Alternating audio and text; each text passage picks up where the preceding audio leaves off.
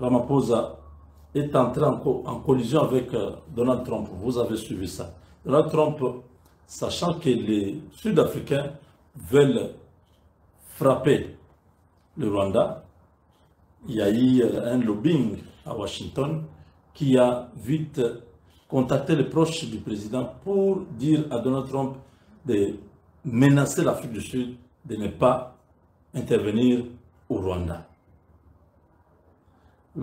L'unique moyen de menacer l'Afrique du Sud, c'était de se cacher derrière cette histoire de terre. Ce n'est pas le problème des Américains, c'est un problème interne. On a voté une nouvelle loi sur l'expropriation des terres et tout ça. Ça n'a rien à voir avec les Américains.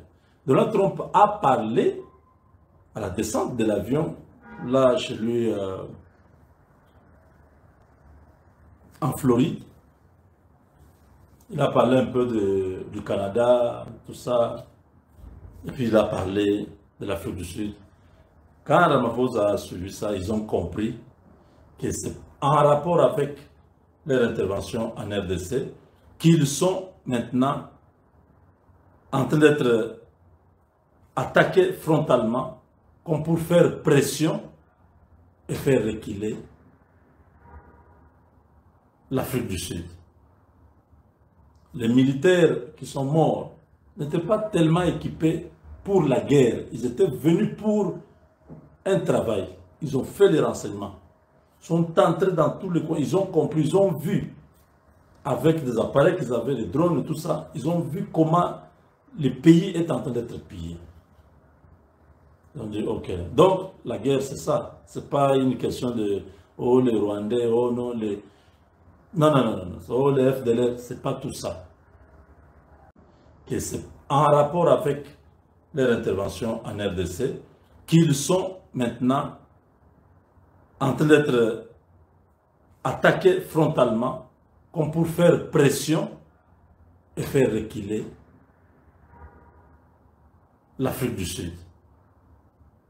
Les militaires qui sont morts n'étaient pas tellement équipés pour la guerre. Ils étaient venus pour un travail. Ils ont fait les renseignements.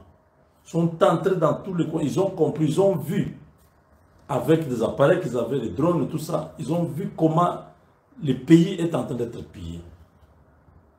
Ils ont dit, ok. Donc, la guerre, c'est ça. Ce n'est pas une question de, oh, les Rwandais, oh non, les... Non, non, non, non. Oh, les FDLR, ce n'est pas tout ça. Alors, l'Afrique du Sud, ils ont convoqué, bon, ils ont appelé Kayumba,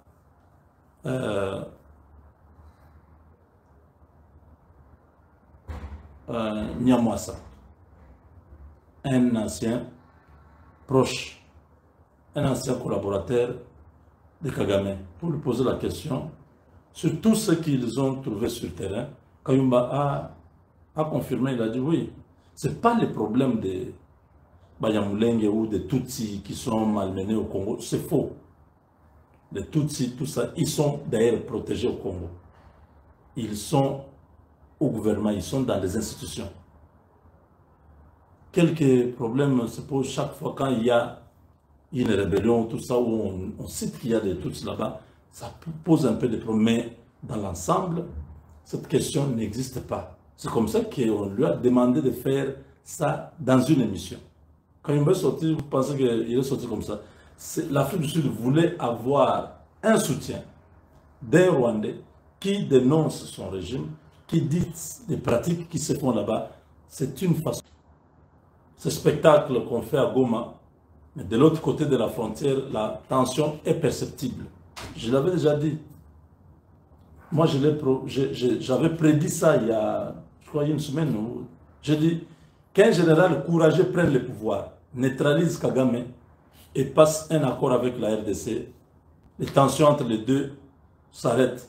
Les minéraux que le Rwanda cherche à exploiter, ils peuvent avoir des sociétés normales qui viennent s'installer, qui exploitent normalement comme les Chinois et les autres le font. Ils vont toujours gagner. Au lieu de faire la guerre, faire tuer les gens, parce que le Congo n'a pas encore réagi. Jusque-là, vous voyez, nous sommes victimes. On nous a fait la guerre, les gens sont en train de mourir. Plus de 4000 morts déjà. C'est un génocide. Jusque-là, la RDC n'a pas encore réagi. On n'a pas encore envoyé nos troupes traverser pour aller tout casser de l'autre côté.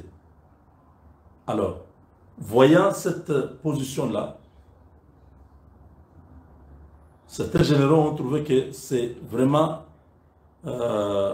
salvatrice de pouvoir sacrifier une seule personne pour le salut de tous. Donc Kagame sera comme Jésus des Rwandais.